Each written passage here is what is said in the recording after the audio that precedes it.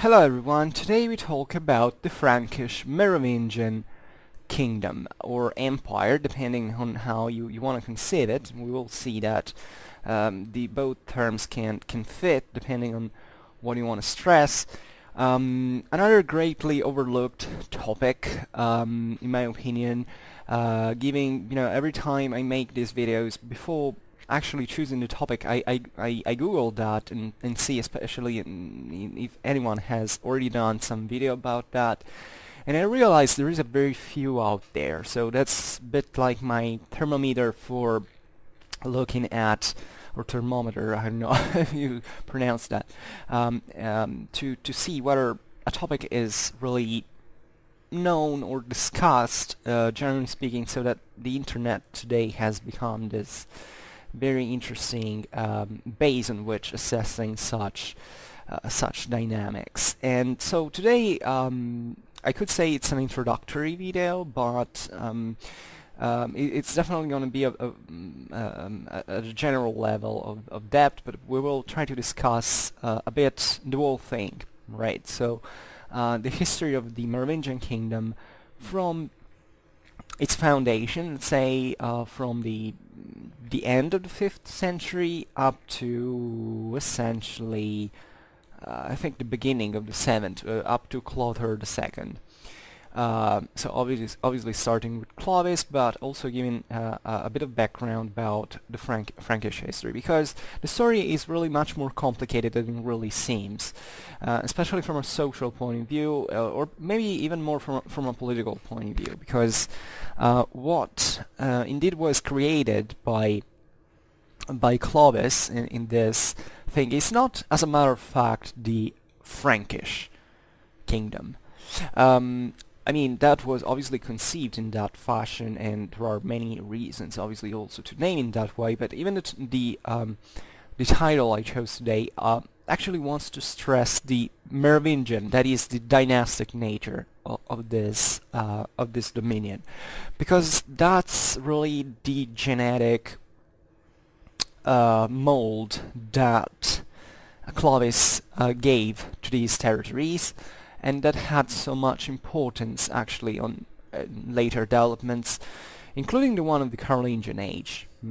Sometimes people believe that, I don't know, the Frankish kingdom was essentially a continuous thing. Really not. I mean, at a certain point, especially at the end of the 7th century, today we won't be seeing that, but we will see how already the causes for which eventually situations evolved towards that. It was actually 4 different Frankish kingdoms, and the unity of this bloc was very difficult to keep standing indeed. And even though we're talking about definitely the most powerful kingdom of the migration era, if you want to frame it in that let's say temporal let's say in that periodization, it also evolved pretty much in 2 forms, and that really were pretty different, one from, at least from the initial domain of Clovis, let's say. So relatively to the Frankish kingdom, how was it founded? What existed before? So let's start a bit from 406. So the moment into which this great amount of Danubian populations, just recently I made a video about the Vandals and the Burgundians that were crossing, in fact, the Rhine from the Danubian areas in Germany into Gaul. And this was like a human tide that invested Gaul. It was at the time already populated by other Germanic populations that had been settled there as foederati by the Romans. The foederati were the allies of Rome, and let's say the greatest allies of Rome in Gaul were the Franks. Not because the Franks had were that enormously different from the other Germanic populations. We like rightfully to stress the differences so much because they are more interesting, but objectively speaking, even from an archaeological point of view, you realize that these populations, doesn't matter whether they had come more or less to say earlier or later into the Roman territories, were still pretty similar, and they had they were almost indistinguishable in terms of material culture, of political and social organization, etc. And the Franks had been settled by the Romans into those areas of northern Gaul that at that time, by the way, had gone heavily depopulated. So the reasons why the Romans settled the Franks in there was to strengthen essentially those, to use the Franks as sort of bulwark against other Germanic populations. The Franks were at this time actually settled across the Rhine, and they were at this point were settled in the Low Rhine basin and one of the Scheldt river, and essentially when all these Germanic populations entered into Gaul, the Franks were still there, partly also the Alemanni, even though the Alemanni, I think they were still already federati of the Romans at that point, but they had a very different mindset from the Franks. They were much more against Rome in terms of political affiliation, and not because they, I don't know, they hated Rome more or less than the Franks. That's not the point. It's simply that their location was at the time, their lands of settlement were at that time more functionally, were making the Alemanni more functionally aligned against Rome than pro. And in fact, one of the reasons, for instance, was that the Franks were strong allies of Rome. And the Franks were allies of Rome in practice because they were quite relatively decentralized, because the Romans at this point already abandoned, not already because that would happen later, but it's essentially the same time of the Roman withdrawal from Britain. Then with Gaul invaded, basically, especially northern Gaul is cut off from Roman interference, and it won't essentially be recovered by the empire, if not with some decentralized government. We'll see it later with the Avars. But essentially the Franks were there. They could, as I was saying, stem the advance of other populations, so the Romans were kind of fine with the Franks, and generally speaking they were okay with each other. But when all these populations flowed into Gaul, basically Franks said, okay, because up to that point the Roman administration had existed in some form in there, or at least there was a military deterrence that basically had made the Franks obedient towards Rome in that sense. When they see that instead the whole situation collapses because the whole Gaul practically is invaded by other populations, the Franks decide to push it a little bit westwards, and conquering, in fact, those lands would have been known as in Latin, but from a German definition, from a German name, Neustria. So the Neustria literally means the new lands of the West, because that's what the Franks called it like. And Neustria is very important because it comes back into into European history continuously at that time, even when it wasn't called it like that anymore, because it's essentially the wealthiest region that the Franks will ever come to rule, and to have a very deeply rooted base, which are more or less the regions that would form the later Western Frankish kingdom, that is roughly what would evolve as the Kingdom of France proper. So this was there were two parts of the so-called Frankia, the Neustria and the Austrasia. This was a name that existed also in other kingdoms, like even in Longobard Italy you have a Neustria, for instance, and an Austria in the east that has not to do with the today's Austria. It was a part of Italy, so this was kind of normal to identify certain regions with this dichotomy east and west, because it was simply how it was. And Neustria was, by the way, a very Romanized area that had, however, gone depopulated. So actually Frankish the Franks weren't that many, but since the local area was relatively depopulated, seemingly they also made a greater impact from an ethnical point of view. And that's the reason why, I don't know, in the Middle Ages you have, I don't know, that in northern France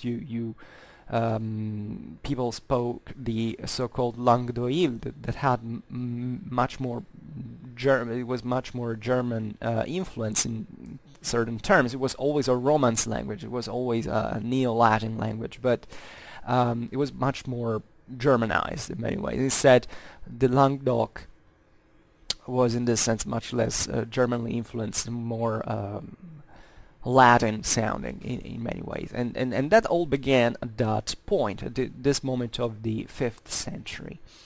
And this subdivision of the Frankish lands actually corresponded also to a greater, at least initially speaking, to a greater ethnical subdivision of the Frankish people.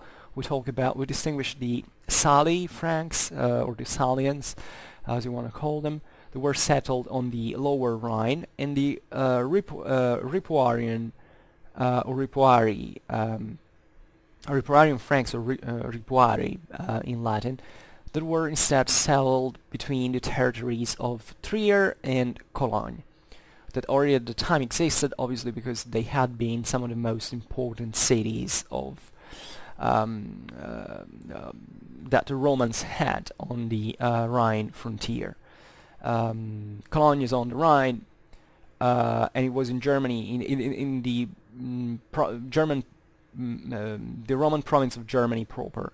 I think it was the lower Germany, and Trier instead was Trier is on the was more westwards, and it's beautiful cities. If you've been there, you know what characteristics they have, and Trier was into this Belgic Gaul, let's say.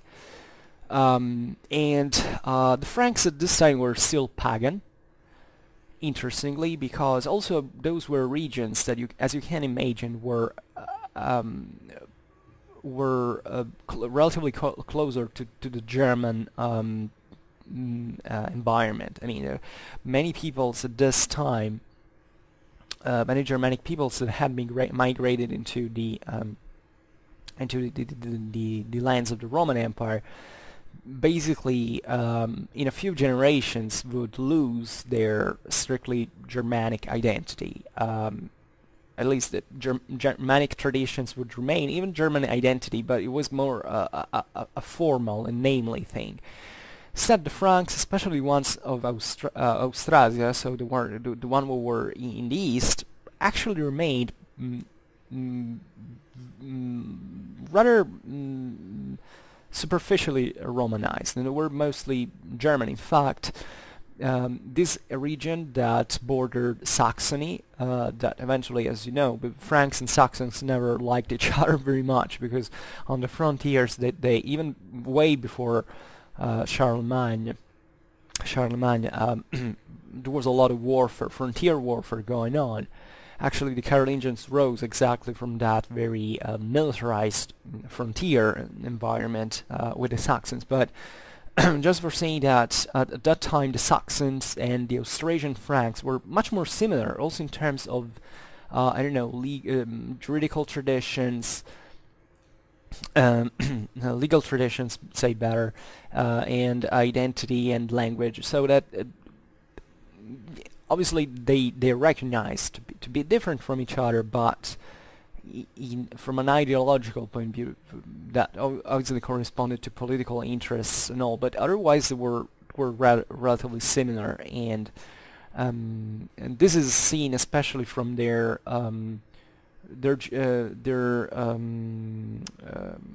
legal codifications, right? At least what we know, because eventually Frankish codified their own. I mean, they wrote down their own rights. That up to that point had been an oral tradition, essentially. And when they did that for the Saxons, we realized that even those traditions that are evidently Saxon still survived partly into the Frankish Saxon law, were actually pretty similar to the Frankish ones, and there were many similarities also that we can assess on the basis of other studies, etc. But this is just a premise. Excuse me, I drink a little.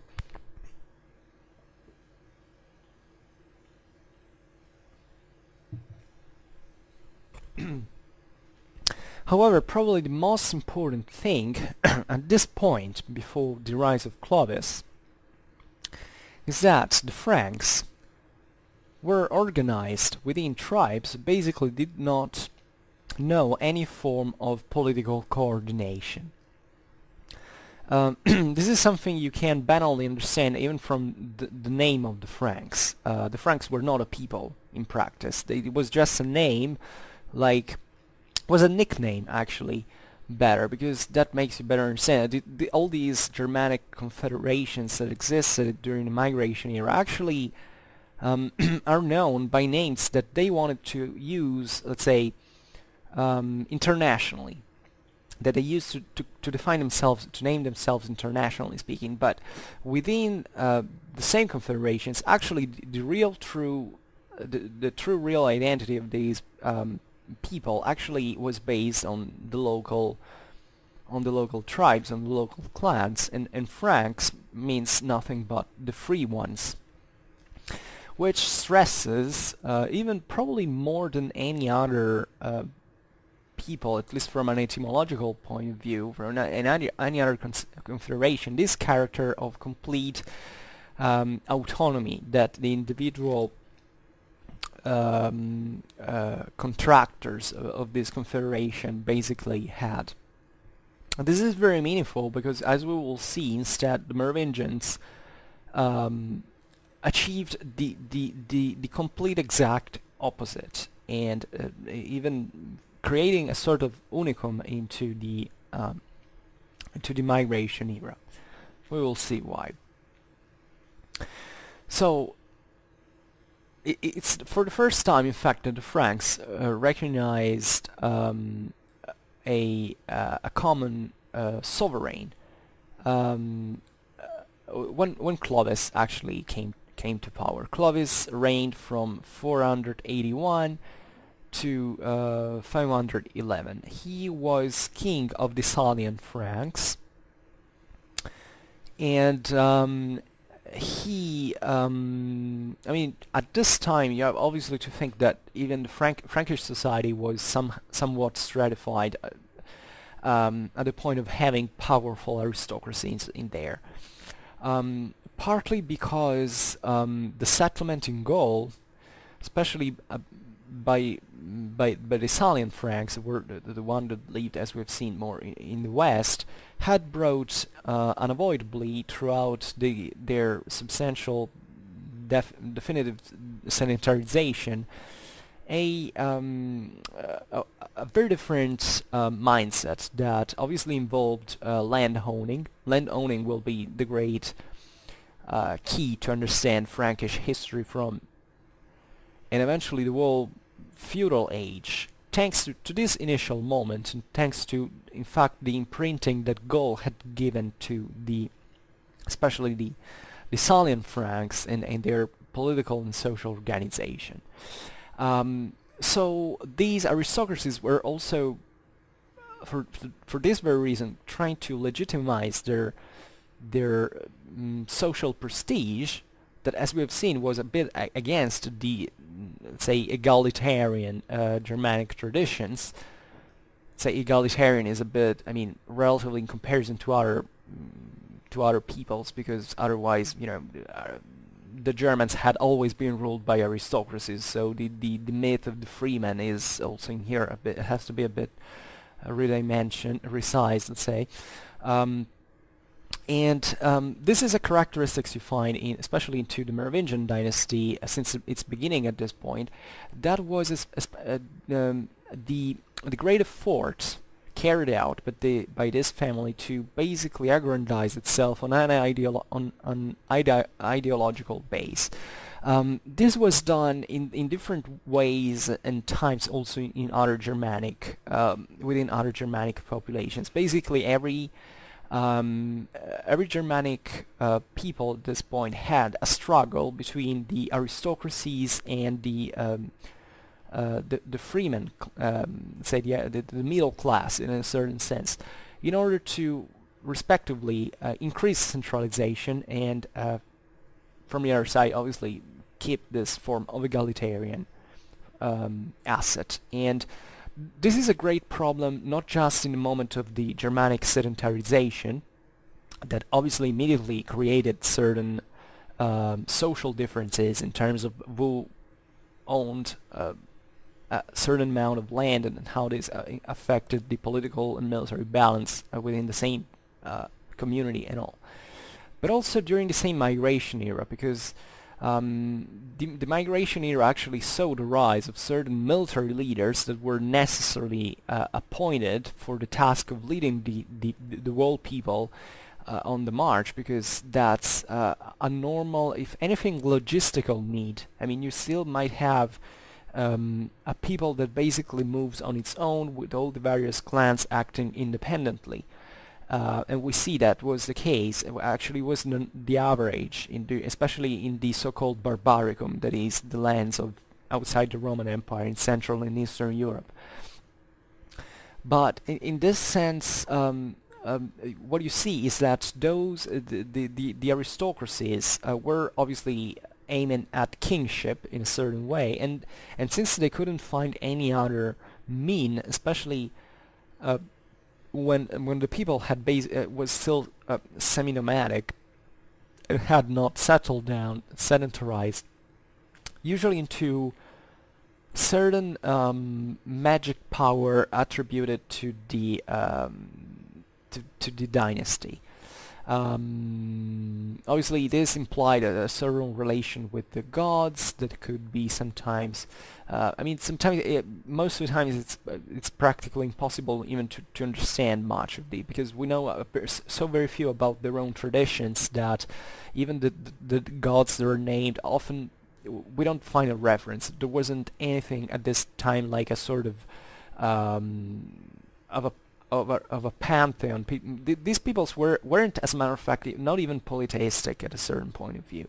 From a certain point of view, that's just a later canonization come from literature in later times in the Middle Ages. But actually, these populations were so primitive that they didn't even have polytheism yet. They had sort of animism, slowly evolving toward polytheism with some main leading deities, but overall even the single populations had very different beliefs, very different, and there were beliefs mostly attached to local places. They were very fluid, they could also change very much, so it's very difficult for us to actually even understand sometimes the meanings of certain symbolisms or what they were, because we don't know that about that anymore, and especially even the sources that tell us say sometime very simply about that were either later sources that didn't understand much themselves about the same origins, or otherwise are very scanty ones. So it's a very complicated thing to do. But let's say that in the case of the Merovingians, we have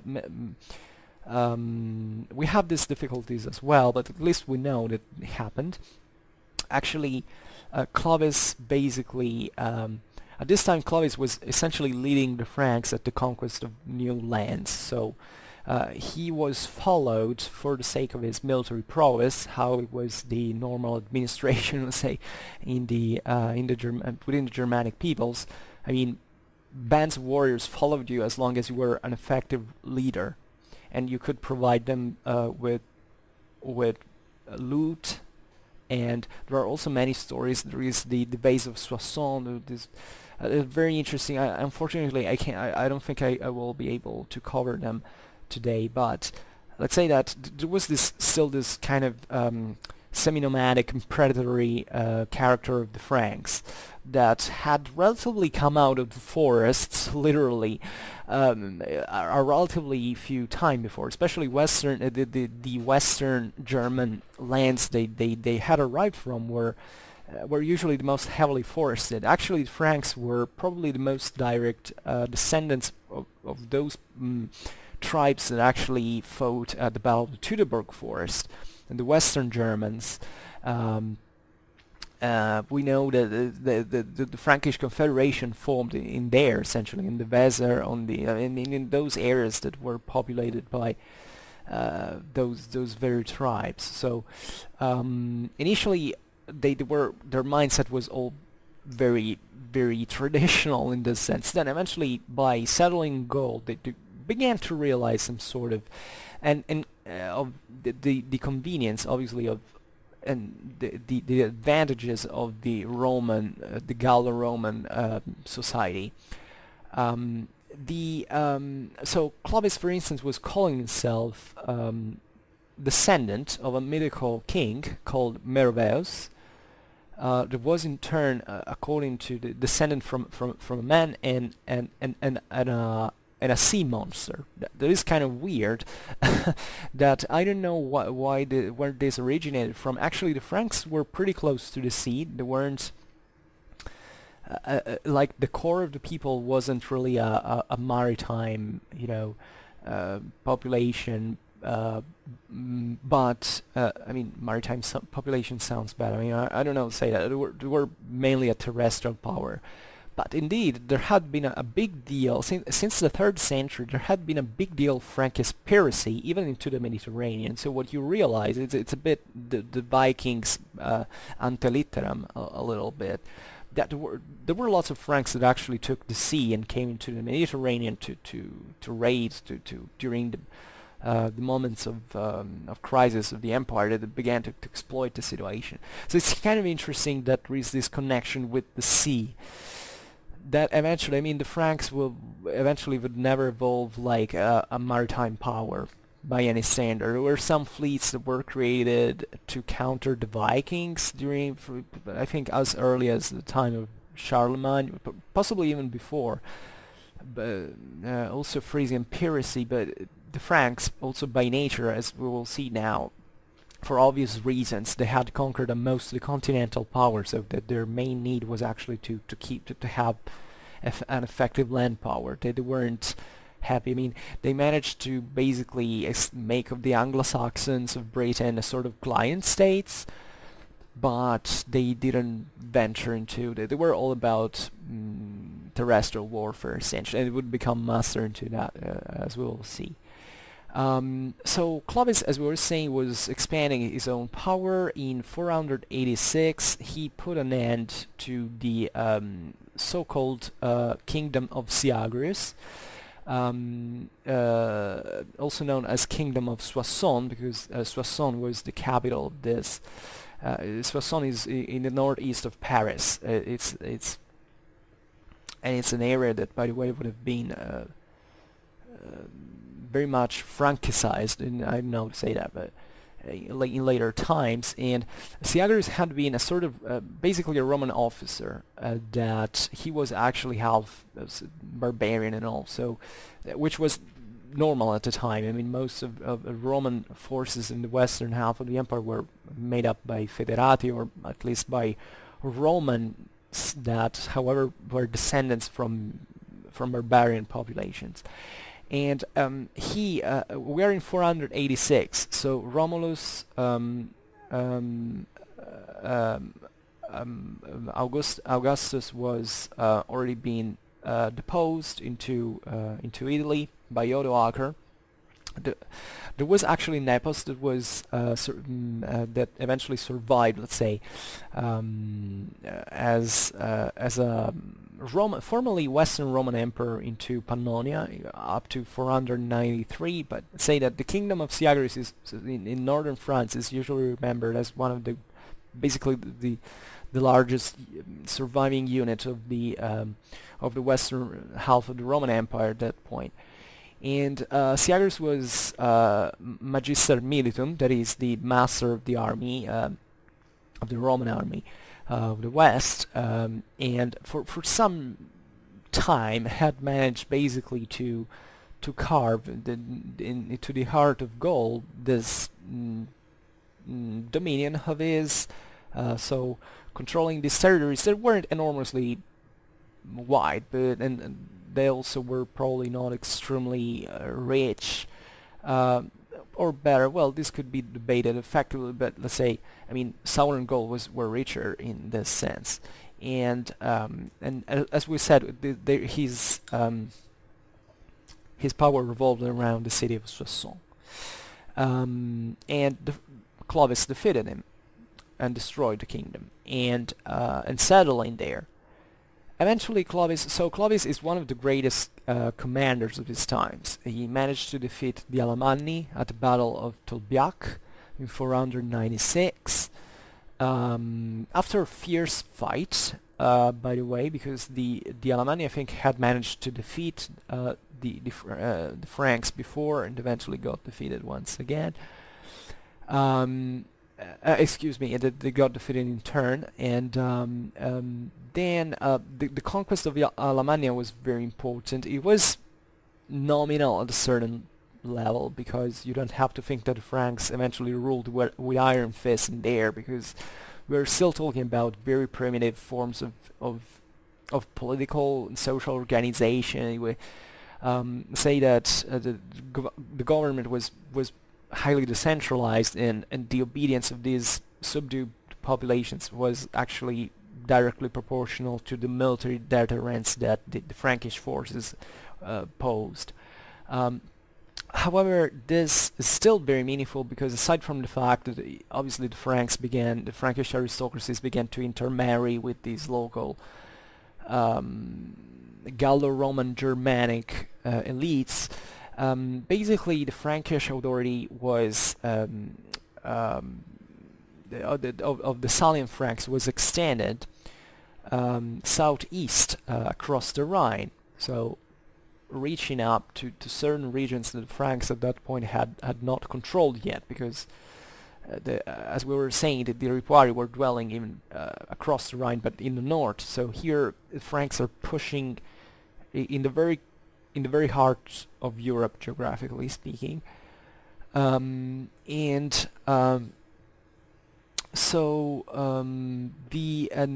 Clovis then also pushed southwards very importantly, because as we were saying, southern Gaul was very wealthy, and southern Gaul was occupied at that time, especially southwestern Gaul, by the Visigoths that had progressively expanded also into the Iberian Peninsula, but that still had their capital in Toulouse, and therefore in Septimania, or in the what would be the ancient Gallia Narbonensis from Rome, so basically Clovis destroyed the Visigothic army of Alaric II at Battle of Vouillé, famously in 407, and therefore the Franks consequently expanded their power up to the Pyrenees. So at this point, basically, the Salian domains were pretty large, because you realize that basically encompassed Aquitaine, Neustria, and Austrasia.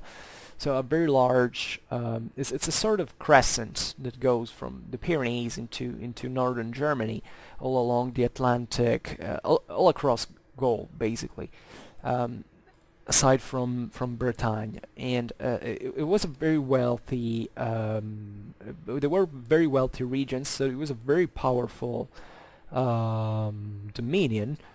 And this, at a broader international level, began to worry the what we can say the Gothic-Burgundian axis, because at this time the Goths basically controlled Italy, and with the Ostrogoths, and Spain with the Visigoths. And the Ostrogothic kingdom of Italy was at that time the major Romano-Germanic power that existed at the time. And it was led famously by Theodoric, king of the Ostrogoths, also known as Theodoric the Great, because of his accomplishment. I made a video about the Ostrogothic domination of Italy, if you're interested. It's a bit short, but maybe you will be happy with that. But I will have to come back on the topic, because it's very, very fascinating.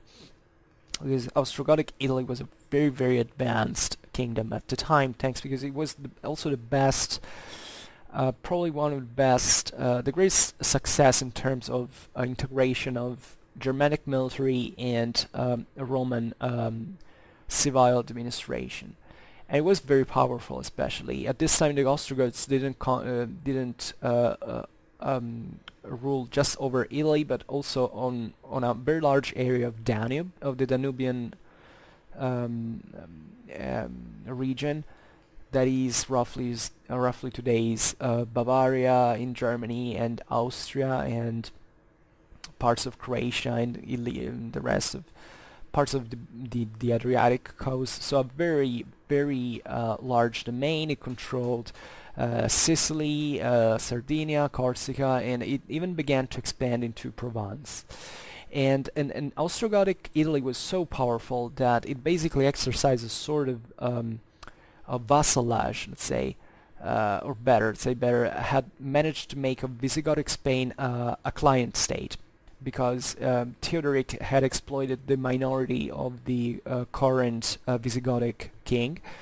The Visigoths weren't that powerful at that point anymore. They had certain problems in terms of unitary control of the kingdom, not so much as it would happen later, but let's say that their demographic resources weren't that huge, so even control, and they had just suffered this blow at the hands of Clovis, so the Ostrogoths took advantage of that. And plus there were the Burgundians as well that were dwelling into the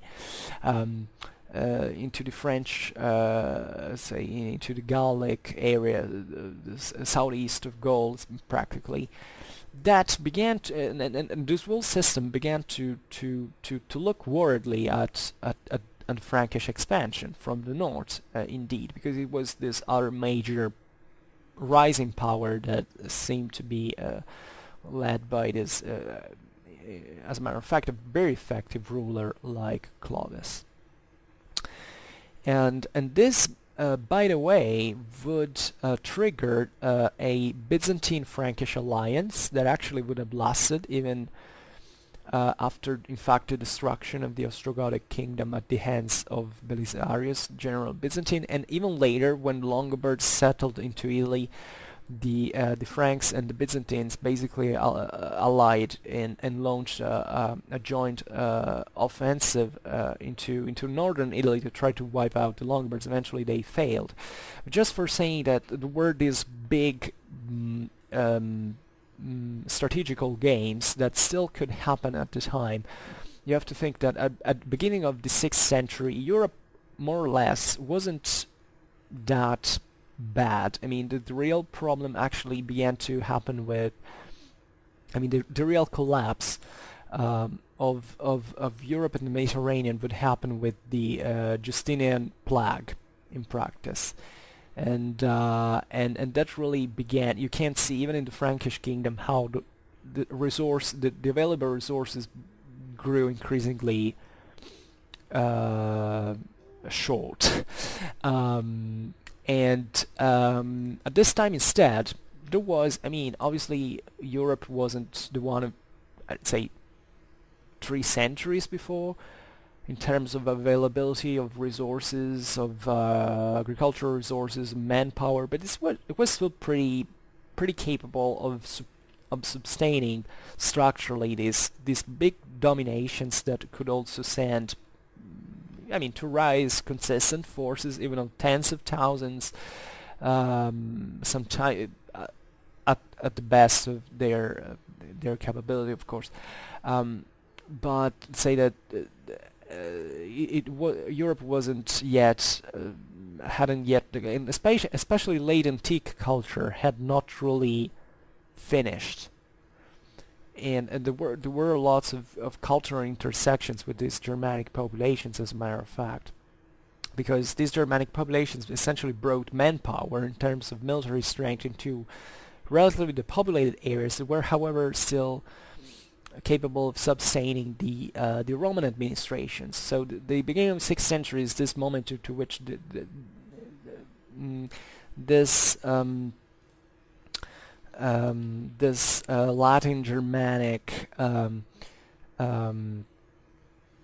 marriage, let's say, had could could compensate part of the crisis that had struck say European Mediterranean lands since the decline of the crisis of the 3rd century and the following centuries.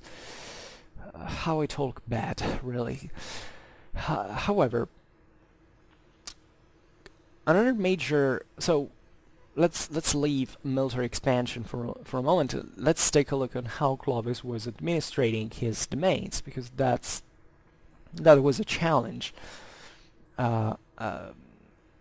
indeed. And let's say roughly around 466 there was the actually the dates actually vary pretty much. Excuse me, 480. Wait a second. I have to check it out, because I find a number that tells me otherwise.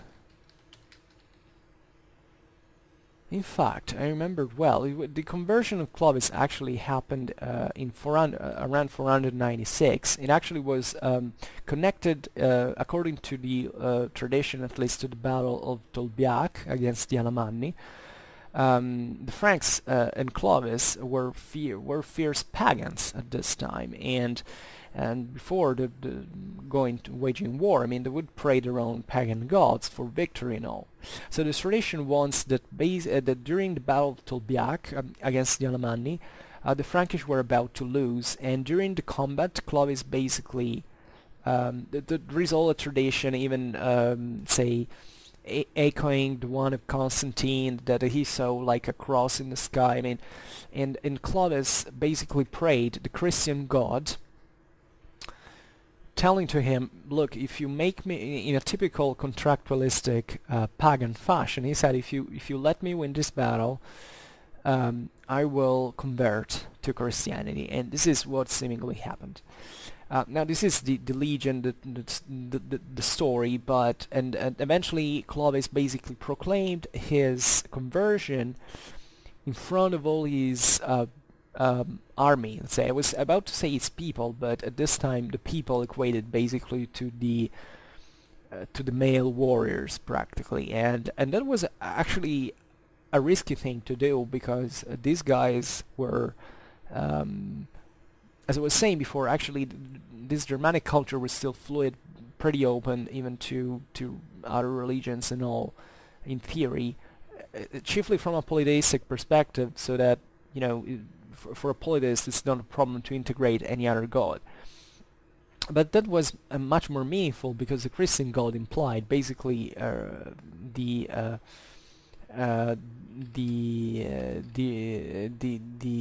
renounce, the resignation, let's say, of the renunciation of the pagan, the Frankish pagan identity. So, since Clovis was the leader of these warriors, and he was a leader in a way that it's difficult for us to understand as a warlord, what it means to the relation between a warrior and a chieftain, and a warrior and a chieftain during here the migration era. It's a very, very strong bond. It's not just about convenience, let's say. It's also something deeper, and the whole society revolved around this bond, because it basically compensated the lack of centralized authority, and that's how these political and military systems were based on, in order to I mean, not to fall apart. And so the loyalty, the fealty that has, in this sense, I mean, especially in the Frankish world, there is a direct bond between, there is a direct connection between the chieftain warrior relation, and eventually the one of the vastus and the senior of the feudal age, let's say.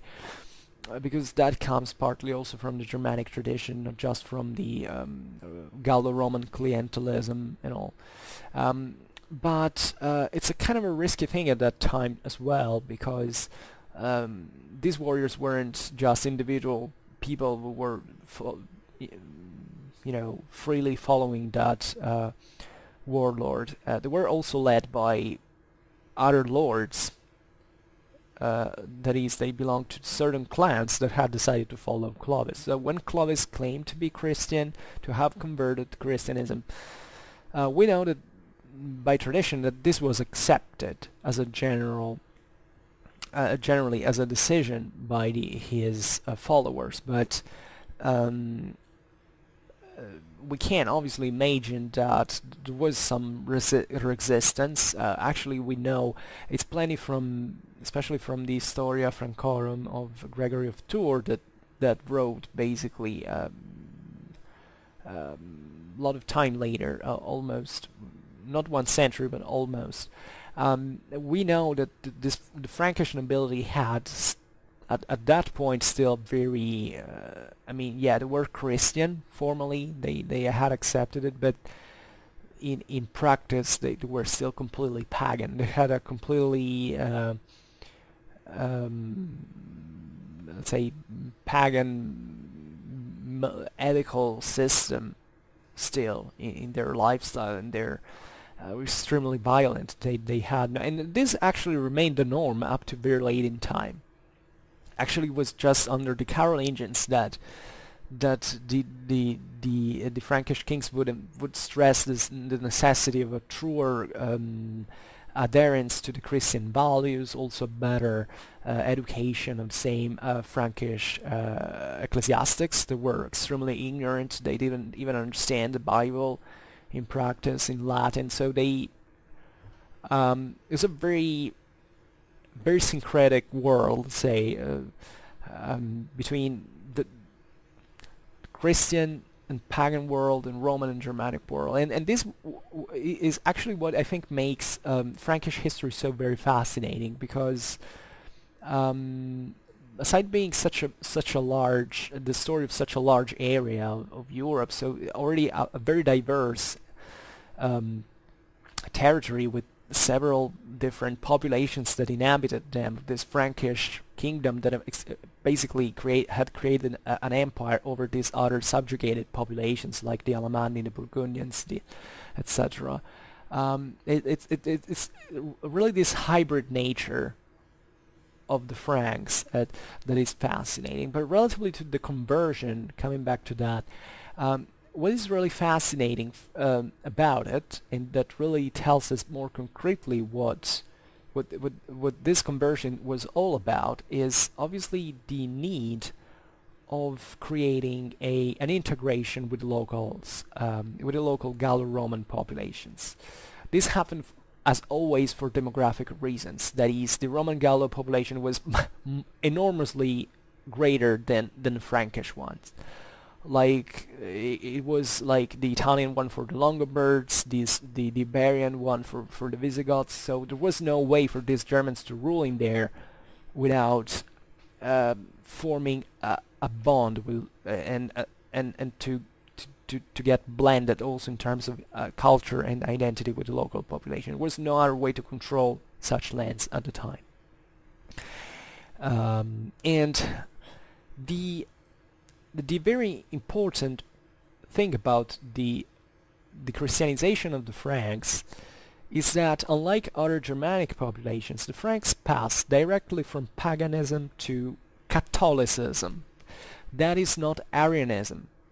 As we have said many times on the videos about the migration era, the Germans had mostly converted to Arianism when they entered into contact with the Roman Empire, because it's not, first of all, Arianism was a bit easier to understand for the Germans, that didn't have such a, this enormously developed intellectual capabilities to understand theology and all, but mostly, especially, and probably they didn't even care about Arianism that much. It was just a way to be accepted by the Romans as formally as Christians, so to enter into the Roman orbit and sharing, let's say, the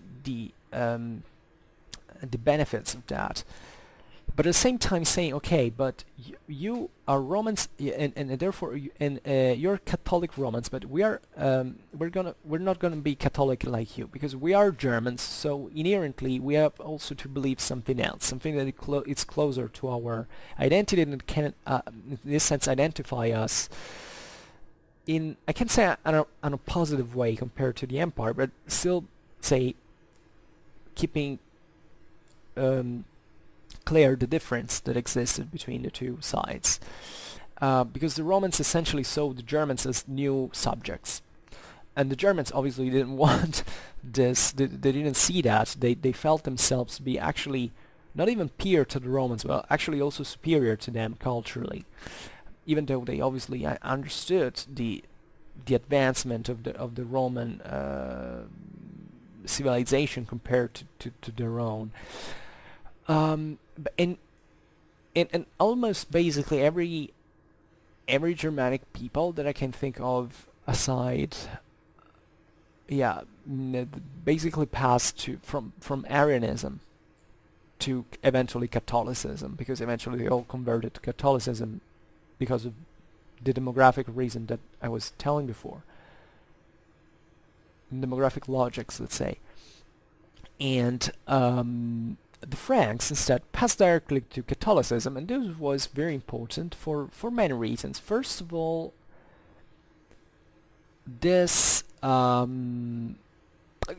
was a courageous choice, because as we have seen, certain Clovis followers might have said, okay, I don't want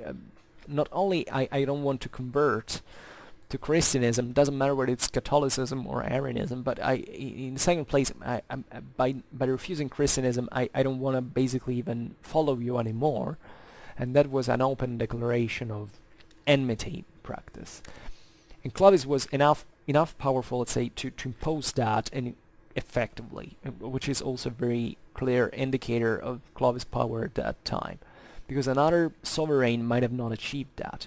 But this was a very clever thing to do, because it basically avoided all the contrasts and consequent instability that had taken place in those Romano-Germanic kingdoms, into which the elites, the Germanic elite, had remained Arian, and the rest of the population was chiefly Catholic.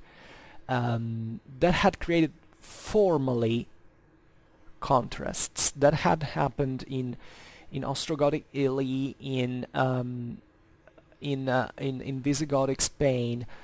Partly it would be a problem also for the Burgundians and the Longobards later. Burgundians actually at this time, but Burgundians transitioned to Catholicism, from Arianism to Catholicism pretty easily. With the Longobards also, this is meant to have been a problem, but it wasn't really. The real problem actually was another one, that which occurred chiefly into those lands were still very intensely, where, let's say, the Roman culture, especially the senatorial elites, were still strong. I mean, the clashes between, especially the Goths into Italy and Spain, with the local senatorial elite, weren't really about religion, because I don't think that anybody actually cared that much relatively to Arianism or Catholicism, or at least they cared about it because it was like a political stand. Being Catholic meant that you wanted to be with the Romans, essentially, still being part of the orbit of the Eastern Roman Empire in some fashion. That is, that you implicitly still think that the Germans should be subjected to Constantinople in some fashion, and to the Roman emperors. If you were Arian, you simply were the opposite of this. Then eventually, as we see, this problem ceased for demographic reasons, and also for the fact that, I don't know when the Arab, but this happened even earlier in time. But let's say that as long as the Byzantine influence went away from the West, that begin to happen from the second half of the 6th century, you realize that even these religious problems basically cease. So you realize that it's not really about the kind of doctrine you follow. It's really about the political implication that it entails. So in the case of Gaul, let's say that the local elites were pretty powerful, because Gaul was one of the most Romanized areas had been one of the most Romanized area of the empire, and as well as one that hadn't undergone massive destructions during the migration era. It was still pretty wealthy. Basically, in Gaul there was never a sort of breakdown of moment, a watershed from which, you know, this society was destroyed in practice and rebuilt on other bases, like it happened in Italy, for instance. This is also something that directly influenced Frankish history and society. And Clovis was clever enough that in order to be recognized as a king in Gaul, he had necessarily to resort to the backing of the local aristocracies. They were chiefly ecclesiastical ones, because Gaul was, as I was saying before, was very urbanized, and the Gallic cities were ruled by the bishops. The bishops belonged to the greatest senatorial aristocracy of Gaul. It was still very advanced, had, by the way, produced also a lot of literary works. At this time was very ahead. Gaul was in this period was the most intellectually developed area of Western Europe, and therefore and these aristocracies were very powerful. So what Clovis understood was that it would have been stupid to convert to Arianism in front of people who were already so Romanized and so Catholic, and that on the contrary he needed their support. And that's basically how it happened. And so that the Frankish aristocracy also intermarried quite fast with these populations. The result, I mean, think about the Carolingians. The Carolingians descended from these. They were the best examples because they descended from the marriage of a Frankish count with the daughter of one of the most powerful bishops of Central Europe, Arnulf of Metz. In fact, the Carolingian dynasty was the one of the Pippinids, Arnulfingians, because of this. And by the way, at the time, you don't have to think that, I don't know, Pippin was that culturally different from Arnulf of Metz. I mean, they were already pretty Romano-Germanic, and there is no, I mean, they were all blended in very strongly, and there were certain relations were really very deeply intertwined. And we're talking about the 7th century now, so after 1 century and more of what we're discussing today with the early Merovingians. So in the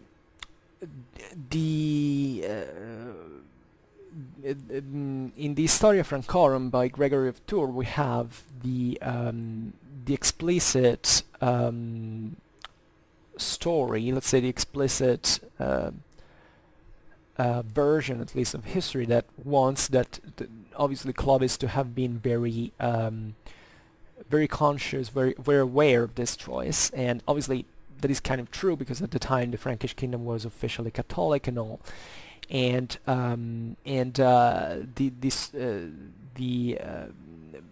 we might think it's true. I mean, surely Clovis, I'm sure he, even if he had some Christian belief, he still died believing probably both in the pagan gods and in Christianity. Possibly, I think, with a favor for the first, because those are not beliefs that you can erase really in a very short time, or at least that you can't that really do not exclude one another at all, especially in this very syncretical environment. But definitely Clovis was aware of the religious and political significance of his conversion, and he wanted to be baptized in the Cathedral of Rheims by the bishop Remy. And so this is a very famous event, historically speaking, and this definitely achieved a much faster integration between the Franks and the Gallo-Roman population.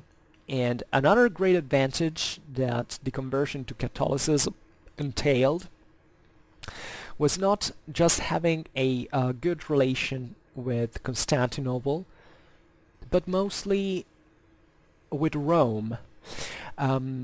People think, I don't know, the Rome had, you know, the whole thing began just in the 8th century when basically the popes called for the Franks into Italy to crush the Longobards. But this is actually not true. This is the Franco-Papal relations are much more, much older, and much deeper and more meaningful than we can imagine. Obviously, as I was saying, this was advantageous for Clovis because it established also very good relations with the Gallic episcopate, but the relation with the Church of Rome in this sense was very, very important. As I was saying in the beginning of the video, the Merovingians were at this point trying to use everything that it was in their power to strengthen their ideological supremacy as a dynasty within the Frankish people. That was completely unknown, unprecedented in the Germanic world. So the Merovingians were extremely skilled at using these cultural tools in order to aggrandize their own themselves, their own family, their own power. So that this is not the kingdom of the Franks. This is truly the kingdom of the Merovingians.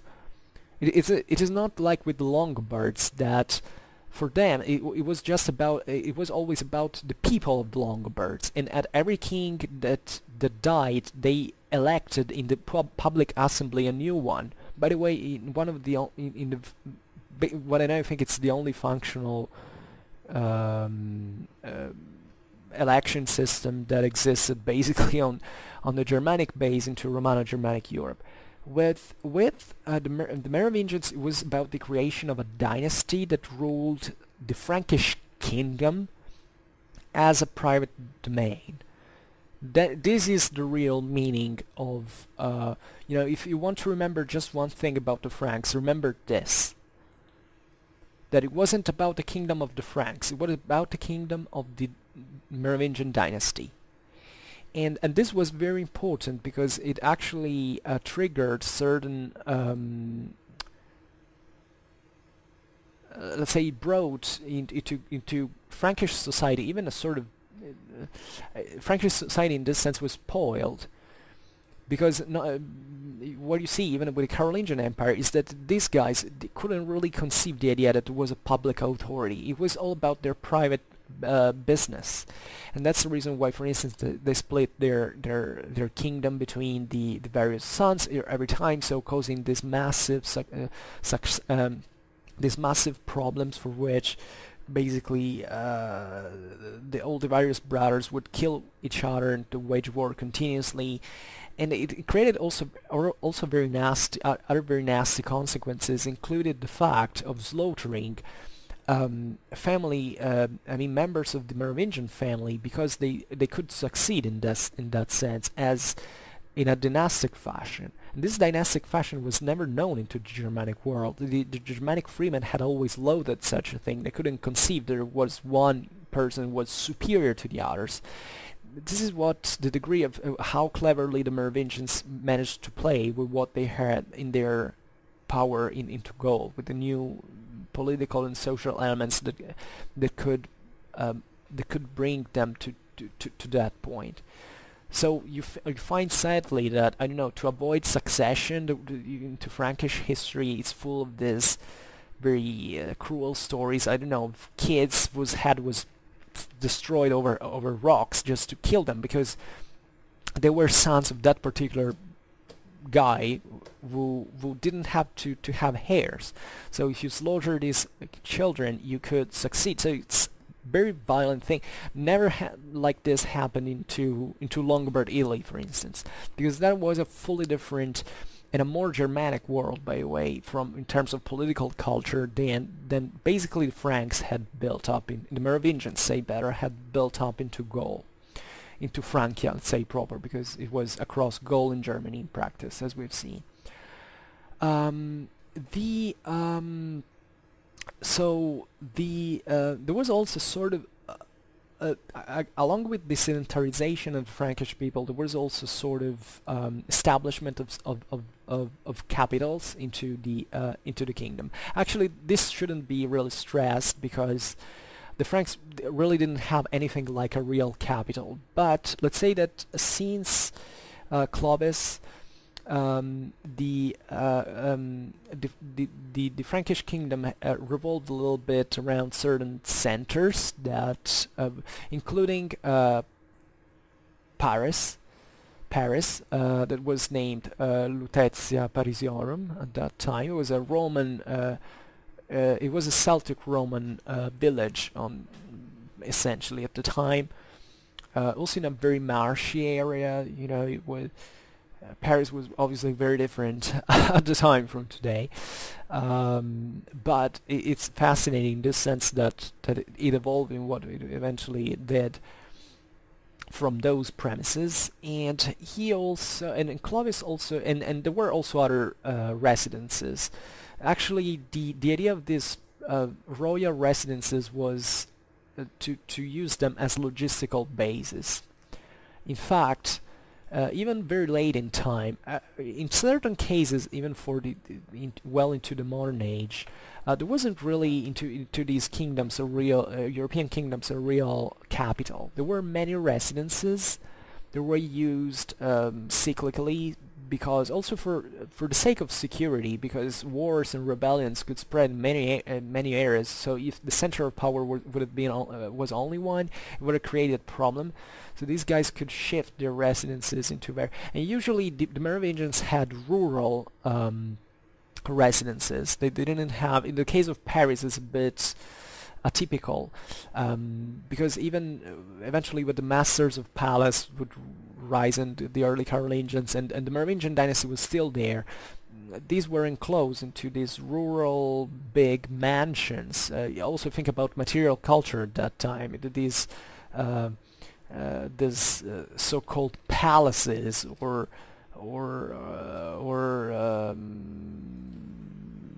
I don't know, the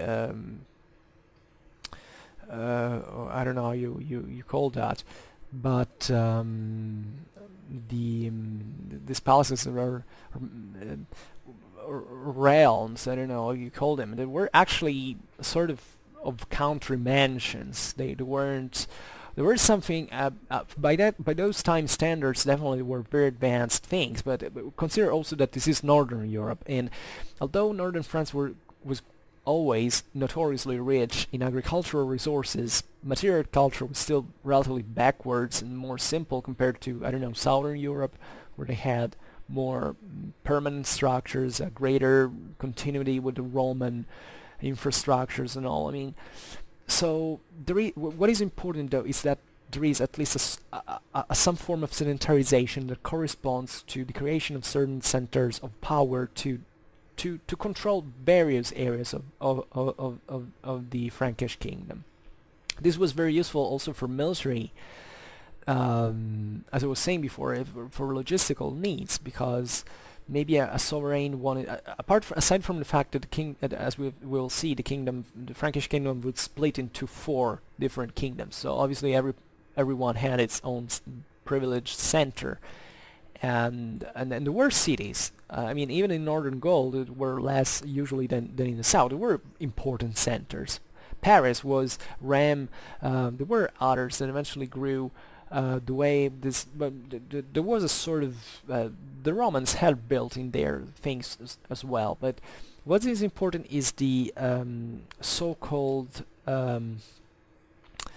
itinerant nature of this kings, that in order to reaffirm their own power in their own kingdom, often traveled from a residence to another to deal with local aristocracy, and even to show that they could practically live in there, and it was a privilege. Even all the feudal privileges, for instance, that were owed to the king, like the fact that if you were a noble and the king arrived, you had to give him a certain amount of, it was called the fodrum. It was normally terms military supplies, because usually the king arrived for military reasons rather than for pleasure.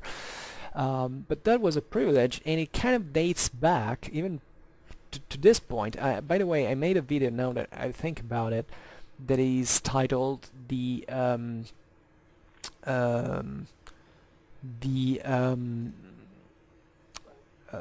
explains this passage between Romano-Germanic clientelism to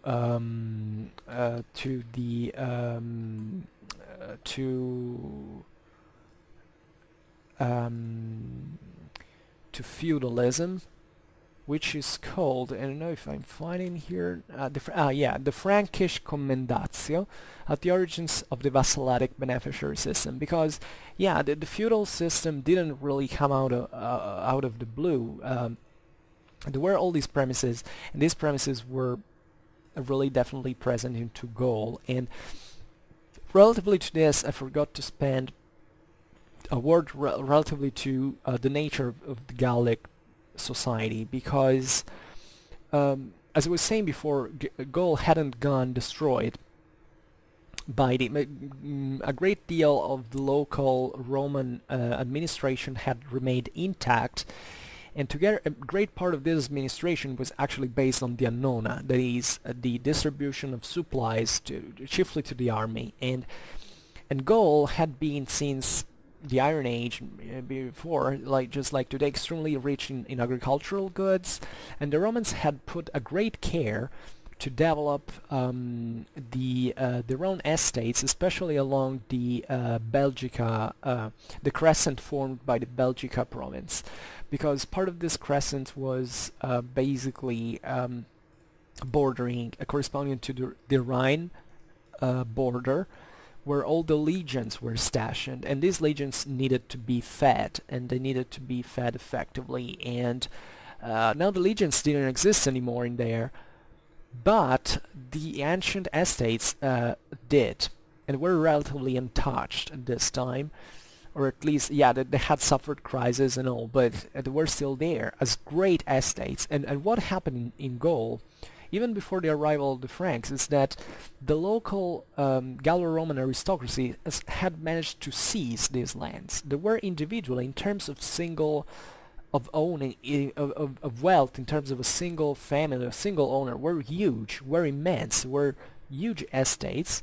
In part were obviously seized by the Franks eventually.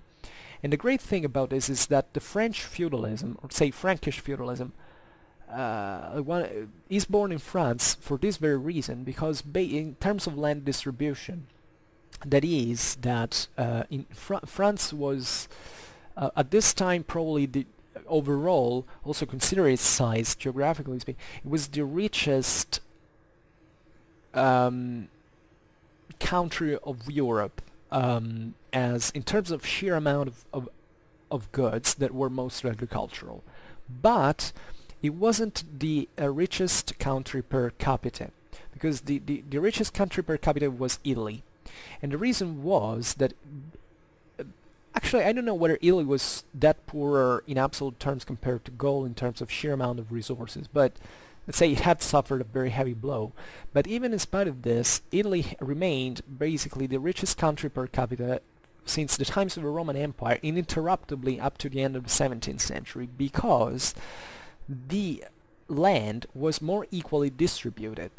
And you know why? Because the Roman estates I mean, I'm talking now about the early Middle Ages, had been destroyed, and the land had been redistributed in a much more egalitarian fashion. And this was due also partly to the Longobards that arrived when Italy was basically already destroyed in terms of Roman system of production, and the Longobards settled all with their own, as if they were still into Central Europe. That is, they took this little relatively small piece of land, because the estates had vanished, had evaporated, been destroyed, burned down, razed to the ground, whatever, during the Greek Gothic War, and they settled, in this sense, in a more egalitarian fashion. So it means that individually, the early medieval Italian was richer than the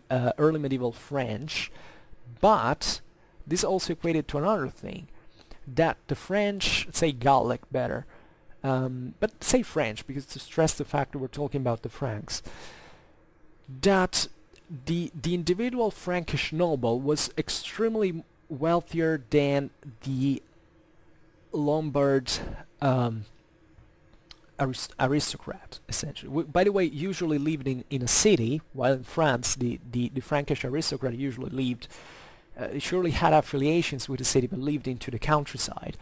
And therefore it happened that even an average size Frankish aristocrat sometimes had even more land than the Longobard king himself. So this partly also explains why feudalism was born into Frankia, because it was a world that was completely used to the idea that there was one guy ruling at the top a huge amount of land from which it could draw the resources for training as a professional military man, as a professional cavalryman, to have its own horse and gear and very expensive things, by the way, and especially to have the resources to train for all this life in that fashion, so to have the local society supporting that elite, and to wage campaigns every single year uninterruptedly. This usually mostly happens at the fullest in the Carolingian world. It was all about war. I mean, the Carolingian Empire is being created just about this repeated amount of military expeditions. But even into the early Carolingian age, where there still were enough resources, this is also evident, that the Franks owned a big deal thing, and their society was already structured in a very elitary way, which is the reason why Gallic society was much more verticized in a certain sense, and could move these military clienteles that were much more effective than the ones of other Romano-Germanic societies, like we have seen, like the Longobard one, and that's the reason why, for instance, the Carolingians crushed the Longobard kingdom. Not because the Longobards were bad at all. We have also this quite stupid cliché that the Longobards were preeminent at all. The Longobards, telling the truth, compared to the Carolingians, had developed the most civilly advanced kingdom in the whole Romano-Germanic history. And there's a very few people actually know this. They stick to the papal propaganda of the Longobards as barbarians. But they couldn't have, by the way, such an effective military like the Carolingian one, because simply they weren't war professionals, or at least they had very few of that, compared to the Franks, that in this sense had this military culture dating back to the time of Clovis, we can say, and that was all thanks to say it was all due in a certain way to how Clovis had organized the Merovingian world, his own world, his family's world, and this is how feudalism really originated, and it's very, if you don't understand Merovingian history, indeed you can't understand even what happened later in times. So aside from this was a very important thing. I hope you will keep it in mind. So another thing, however, there was some sort of civil advancement that Clovis did as well. So from administrative and legal point of view, that is summed up chiefly by the writing of the so-called Lex Salica, that is the law of the Salian Franks. There is a legal code, into which the various traditions, the various the habits and costumes of the people were settled down. It was written down, and so this was all at the benefit of a sort of a civil framing of the Frankish kingdom. I mean, law was very important also within Germanic society, and definitely there was a much simpler one than one of Roman Gaul, and that in this sense had to adapt to the new needs, essentially of the new subjects that were and you can't law is very important in early medieval history. Actually, you can understand much about these societies through reading their legal codes, because they express actually very immediate needs that make you understand how society really worked at the time. And this is very important because Clovis, through all these measures, founded what we can define as a state, essentially.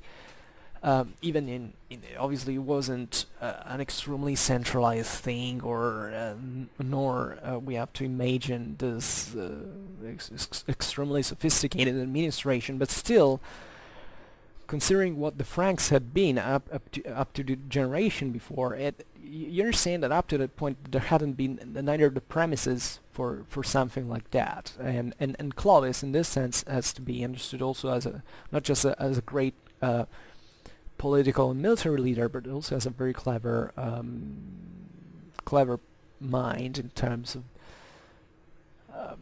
of civil understanding in some sort. Obviously, you have to think this is not just thanks to the Franks. This is mostly thanks to the Gallo-Roman society that actually taught the Franks how they had necessarily to adapt their culture to the new environment. And by the way, the Franks could really interact with, as I was saying, with some of the greatest minds of the time into Gaul in terms of intellectual abilities, of also political and administrative capabilities, because as we've seen, the senatorial aristocracy of Gaul were extremely capable in enterprising. So the first problems actually of this system come out because, as we were saying before, the Germans didn't like to, in spite of the creation of a dynasty. One thing I didn't say, telling the truth, is that in order to achieve this, Clovis slaughtered basically almost all the Frankish nobility. A little detail that I had forgotten, because you might think, well, but why were the Franks obeying to him? Well, basically there were no more many Franks to obey for it. No, well, the Franks were there. It's simply that their nobility had been literally beheaded by Clovis. Clovis made slaughtering an awful lot of people because of this, and the result is that basically the only effective Frankish nobility was the Merovingian one at that point. But even in spite of this very promising premises, Clovis and the Franks couldn't really accept the idea of a succession based on a privileged heir, because the Germanic freemen split in equal parts their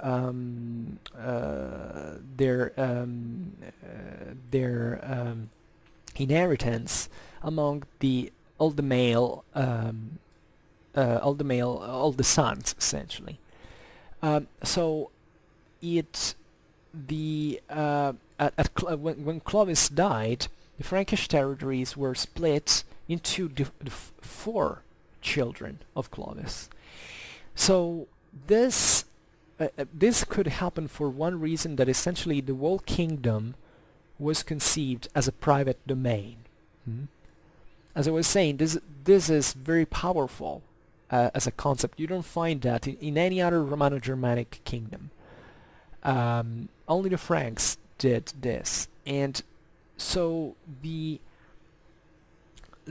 this subdivision basically opened to the crisis of the same Merovingian kingdom. It is true that already economy was slowly declining. By the way, the Merovingians, as we've seen, had carried out lots of wars, lots of campaigns, so even the resources were kind of running out in the general regression let's say, in the general frame of decline of Eurasian economy at the time. And this also partly contributed to the splitting of the Merovingian Empire into four distinct, de facto, four distinct kingdoms. But this is something that went over and over again. It's not that it happened only once. It happened in every single generation. So basically, up to it only I think under Dagobert II at the beginning of the 7th century, the 7th century, there was a reunion, a moment of peace of certain. In fact, Dagobert II is considered the last effective Merovingian ruler. But otherwise, the normality was this mess for which this huge domain that could have led to the, I don't know, even the unification of Europe until Itinerant, because this is what eventually, in fact, the Carolingians managed to do, essentially because Charlemagne and Louis the Pious had survived all their brothers, and that's why a Carolingian empire existed in the first place, only because of that. Really, I'm not kidding, because the Franks never understood this. I mean, this was probably their greatest cultural limit and what basically screwed up the whole thing at the end. This idea of splitting, actually the Carolingians tried to compensate this. The Carolingians, they kept this as a tradition, but at least they tried to give bigger pieces to at least the major brothers and tiny ones to the other. But it didn't work. And it didn't work essentially because even the local, let's say the Frankish nobility, didn't want this. Because it was like really how the whole society functioned. So how can you change that? I mean, it's not that Carolingians were stupid, that they didn't understand the inherent fault of this system, but they couldn't impose a change on the Franks. Much of the Carolingian history is actually the struggle between the attempt of centralization from the side of the Carolingian dynasty and the resistance of the Frankish nobility. I discussed about this, I've got extensively, telling the truth, so I won't be repeating myself now. If you go into the Carolingian playlist, Carolingian Europe playlist, I explain of this, of the so-called private nature of Carolingian public authority. That is a bit of an oxymoron, but it kind of renders the idea of it all. So, and what is fascinating about the splitting of the Frankish kingdom is that the various branches into which the Carolingian split actually began to split just a bit like with the partition of the Carolingian Empire. I talk about this exactly in the homonymous video, the partition of the Carolingian Empire, that for some reasons that are immediate understanding, but it's not just about that. We're actually splitting on the base of certain political and cultural bases that actually derived from the different local traditions that sometimes even pre-existed the Frankish invasion of Gaul. So we're going to list them, and in this picture, in the background picture, you basically have them. And the Franks called them Teil, at least no, sorry, the German historiography calls them Teilreichen, that is literally pieces of empire, pieces of kingdom, because that was really what it was. It was these blocks that eventually made up the whole thing. And we're talking about the Kingdom of Austrasia. So you see it in it's the pink one. So look also at the size. I mean, even a single one of those was a very big thing. So Austrasia encompassed the northeastern, more Germanized areas than Neustria. That is these violet, blue one, and that we discussed before. So it was essentially framed within the Seine and Loire rivers that were also the territories of more recent conquest in terms of the Frankia proper. And by the way, Neustria and Austrasia were conceived to be the real core of the Frankish kingdom proper, because the rest, like you see these other parts of Aquitania, Burgundia, Alemannia, were considered as a sort of imperial domains. That is, Austrasia and Neustria were the lands of the Franks proper. These other guys instead weren't Franks, in spite of all the intersections that existed because of the Carolingians intermarrying with the local elites and all. But the northern part was the land of the Franks. Fine, and this is why the modern state of France is named France, because it means Frankia, the lands of the Franks, the land of the Franks, and it survived only in Neustria practically, but that's just to say that how he was conceived at the time. Then you find Burgundy, this green one in the south. You see it is also pretty extended along the Alps, and this was essentially acquired in 533. I made a bit about the Burgundian history, in which I discussed how it happened. If you're interested, you can go look at that. So this area across the Alps and the Jura Massif.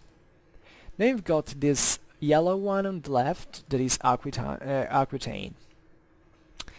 And this Aquitaine was quite important. Actually, Aquitaine was a sort of it was first of all one of the most, probably the most Romanized of these lands, especially in the south, and it was a very powerful. I'd say it was relatively autonomous. I mean, the problem of Aquitaine actually is this one, that it didn't correspond to a people, really. I mean, the Aquitanians did exist, but they were the kind of a mix of this ancient Celtic or even pre-Celtic and then Roman populations that mixed together. But while, for instance, here you see Alemannia and Burgundia corresponded at least to certain previous dominations that were autonomous, Aquitaine basically passed from the Romans to the Franks, and there wasn't really a pre-existing national, let's say, national identity like the one, I don't know, the Burgundians or the Alemanni. So it basically, Aquitaine had this kind of paradox that it wasn't conceived by the Franks as a sort of autonomously ruled land, because the Burgundian or Alemannic aristocracy definitely kept de facto ruling into Alemannia and Burgundia, while Aquitaine didn't have really much like that, but at the same time it grew to be de facto the most autonomous one of these lands. Actually, even in Carolingian times, Aquitaine was always rebellious. They didn't want the Franks. They considered them to be a bit too different culturally from them, because they were very strongly Romanized. And Aquitaine, by the way, had also in here some very powerful aristocracies that, in this sense, had not a real national, proto-national affiliation. So that's why Aquitaine practically had a history on its own, thinking about even at the time of the English Angevin Empire and how it was different from northern France and all the struggles between France and England for maintaining it even during the 100 Years' War. So there were certain different premises, but I remember what I want to say is that that they actually never felt of themselves, if not in later times, as something effectively on its own. Like instead, originally the Burgundians or the Alemanni could think of themselves to be. So this successory system was definitely bad. I mean, it was a rigged system for the unity of the royal Frankish royal power.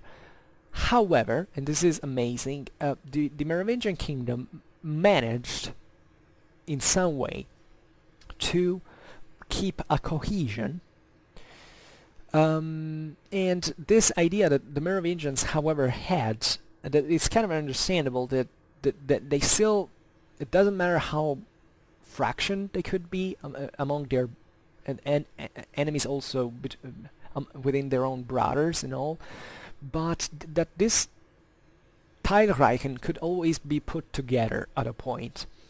So the one of this this is also seen, for instance, by the regrouping of the various royal residences around this area of northern Gaul, around the Seine basin. We're talking about Rheims, Orléans, Paris, and Soissons. So all cities that had this Roman past were relatively important. And the and one of a very other important thing was the basically the overlapping of these powers over the local episcopal structures. That is, that these cities basically had were obviously seat of a diocese that was a sort of point of reference for the civil and administrative organization. So they could work even as a sort of joint between the various courts. So in spite of all these kingdoms were this kingdom was split in four, still the whole system into this area of you can see here in the middle practically was still pretty much the center of the Frankish power. So that more or less everybody could always aim at seizing another part, or the other part of the kingdom. And this is kind of understandable because, and this was all set by Clovis, because if this was conceived as a private domain of a family, the most obvious tendency was claiming rights over the inheritance. That is, I'm a Merovingian, so it doesn't matter, you know, I will fight my brothers till the death, and if I will manage to kill one of them, I will manage to seize the whole thing. Obviously, it's much more complicated. Think about the interaction with local aristocracies, the marriage. By the way, they all intermarried one with each other as well. So it was pretty messy sometimes. And so, paradoxically, even in spite of this splitting, there was a constant push for keeping these things together. Even when basically, because you have to realize that by the end of the 7th century there is nothing like a kingdom of the Franks anymore.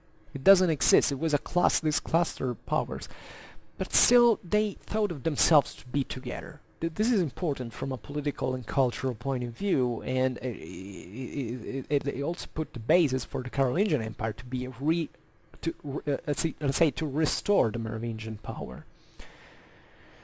So relatively to the relation with the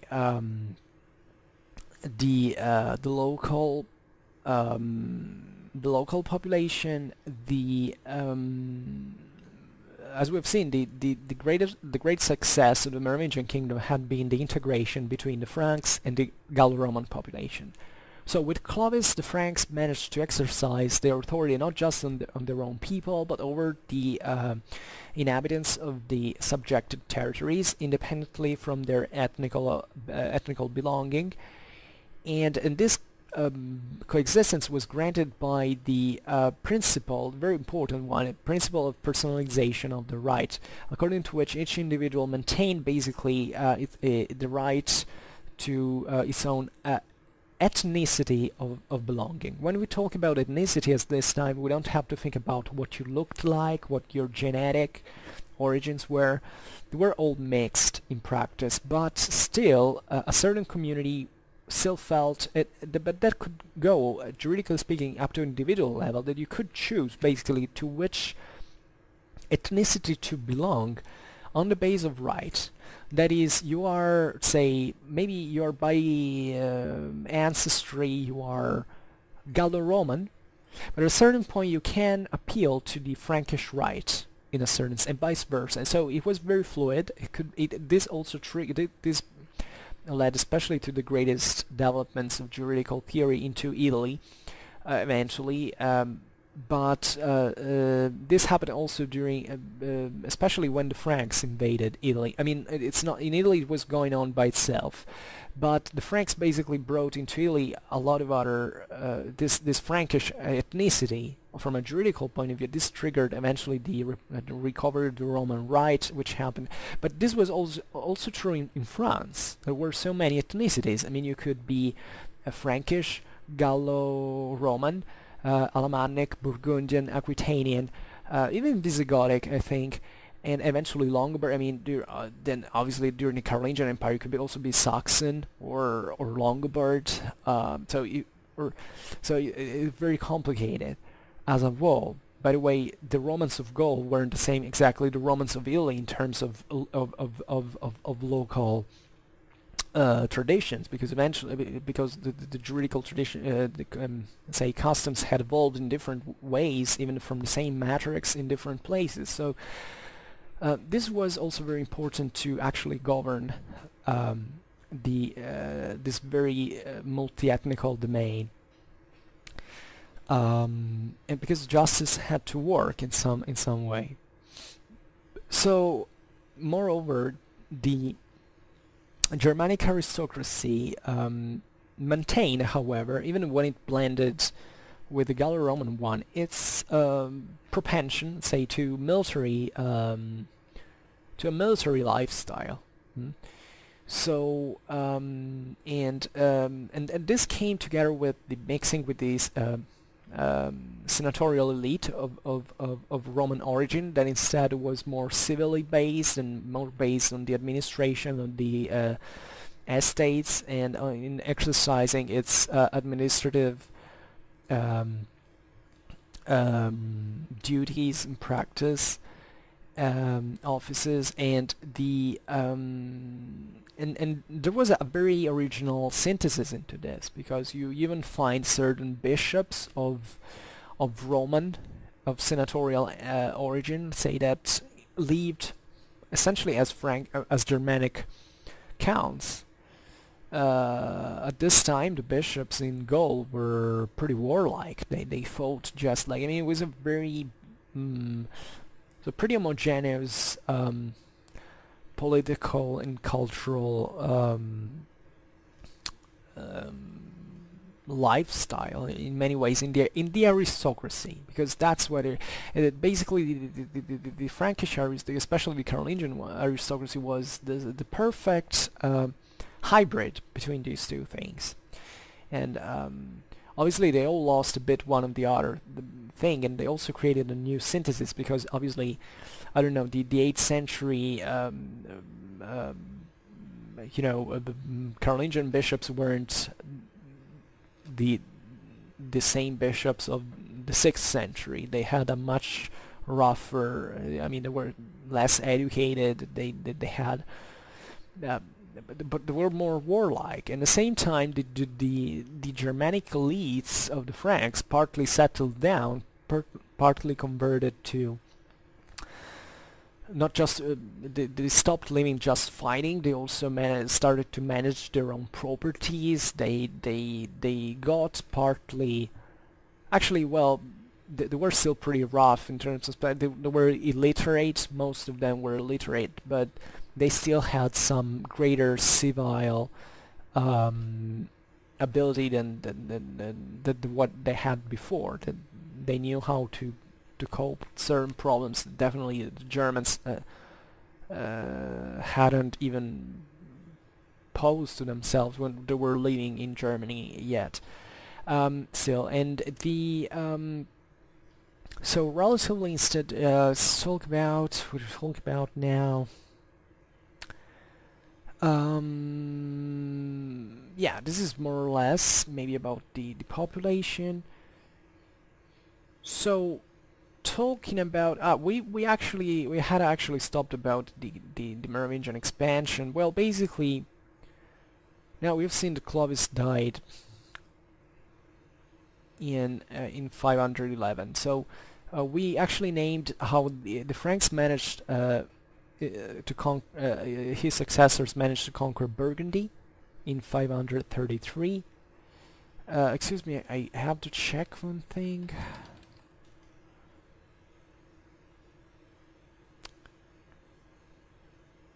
Okay. Well, sorry, I was just checking one thing. In 531, the Franks conquered Thuringia. That is also interesting because you see that the Franks at this time were actually not expanding just in the west. We're actually re-expanding into Germany. Now, this is very interesting and also very important for German history because what you realize is that the Franks came from Germany. They went into Gaul. They got transformed in the fashion we have seen, and they began to re-expand into Germany, but basically trying to civilize that. I mean, I don't want to mean it in a sort of offensive way, but what I'm saying is that what the Romans hadn't managed to accomplish in terms of colonization of Germany, but was partly achieved by the Franks, obviously in a very different context.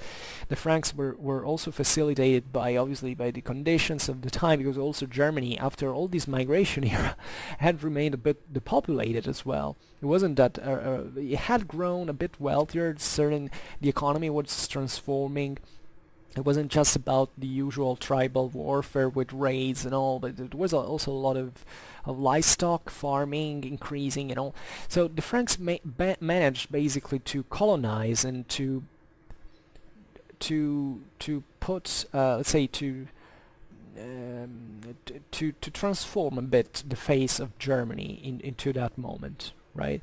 It's the push toward the east kind of begins now in certain ways.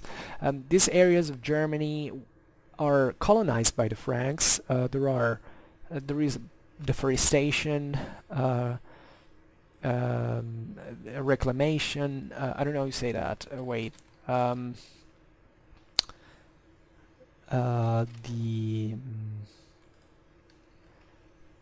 reclamation, exactly. So certain parts of southwestern Germany are a bit, and Franks were theoretically pushing towards along especially in southern Germany, towards the Danube direction. I mean, what you see is the result of this is that when at the times of the Carolingians, the Germans basically, the Franks basically had just Saxony to conquer, to unify Germany. Let's say Germany didn't exist as such at all, but I mean, geographically speaking, roughly, at least arriving up to the Elbe River. So all this had happened thanks to the Frankish expansion in some way in the previous centuries. And by the way, the Franks had also some importance into the Danubian area at this time, because when you see here, I think in the map, no, you can't see. Oh yeah, you can see this name Bavaria, that is named along the Danube, in here across the Alps, in the Danube. You see, this area was named the Duchy of Bavaria because it was inhabited by the Bavarians. Now, Bavaria was this entity. It wasn't proper really a kingdom, because seemingly the Bavarians weren't a people like the Burgundians or the Alemanni, but they were a bit more of a mix of local Celtic and Roman population mixed with some Germans, with some other ethnic elements from the steppes and all, that had more or less formed this domain into the middle Danube, into the upper Danube, so just north of Italy. And people say, oh well, those were the Bavarians, they were just people on their own. Well, not really. It seems really that, especially from a political point of view, they were a sort of emanation of the Franks. I mean, they had been created a bit like a puppet state. I mean, the Franks, you have to think also about the distance. I mean, Charlemagne managed eventually to invade what is today's Hungary, more or less, by following the Danube. But it's not that the Merovingians had this great far reach. And actually, Bavaria was contended between the Longobards and the Franks. And it's interesting because Bavaria was not that strong. It was mostly allied with Longobards. I mean, they preferred to escape the Franks than the Longobards, although the Longobards partly invaded parts of Bavaria. In fact, today's Italian, you can see there's a very interesting consideration you can make. You can see here even in the map, that the Italian borders today reflect those times, because from the Frankish side, the Franks had always been stronger than the Longobards. So if you see in the Western Alps in here, basically the Frankish domain arrived, just like today, not at the watershed of the Alps with Italy, but actually at the opening of the Po Valley. So normally the country borders are at the watershed if there are mountains in the middle. Instead, since the French have always been stronger than Italy, they managed to keep that part in practice, that side of the Alps. Instead, with into the Bavarian let's say a border, you see that the Longobard kingdom managed to arrive even beyond the watershed. I mean, part of the Longobard domains extended even into the Danubian valley, let's say, in terms of watersheds, than in the Po one. And this reflects the power, the dynamics of power that existed at the time. I don't remember what I was talking about Bavaria. Yes, because the Franks were expanded eastwards, and this is also important. The Frankish presence into Germany, it's also another overlooked topic. But just for saying that they had a lot of influence even in these surrounding powers. And in 536 they seized Provence. This is also very important and meaningful because this was happening at the time in which the Ostrogoths were involved in the war against the Byzantines. So as we've seen, the Franks and the Byzantines were allies. Also here, more or less, telling the truth, because at the end of the Greek-Gothic War, the Franks, together with the Alemanni, began to launch some certain raids as deep as southern Italy. At that time it was Byzantine. And to make this mess, so when we say allies, we don't have to think of friends. It was just a pact of mutual assistance in case of. It was a pretty uncoordinated way. But let's say that since the Ostrogoths now were in deep crisis because they were being invaded and destroyed by the Byzantines, the Franks quite cleverly decided to seize Provence, that, as we've seen, had been conquered by Theodoric the Great at the time, and was part of the Ostrogothic kingdom. So what you have at this point is that the Franks have de facto unified politically the territories of ancient Gaul, and even they even had other territories as well. And yet, relatively to this, we have to acknowledge the fact that let's say the border areas of this Merovingian Empire was, in terms, they were pretty unstable frontiers in many ways as well. This is obviously due to the nature of power of the time. For instance, this is not completely true, because actually ancient Gaul comprehended also Armorica, that is today's Bretagne, and Bretagne was not conquered by the Merovingians. The Britannic Peninsula was actually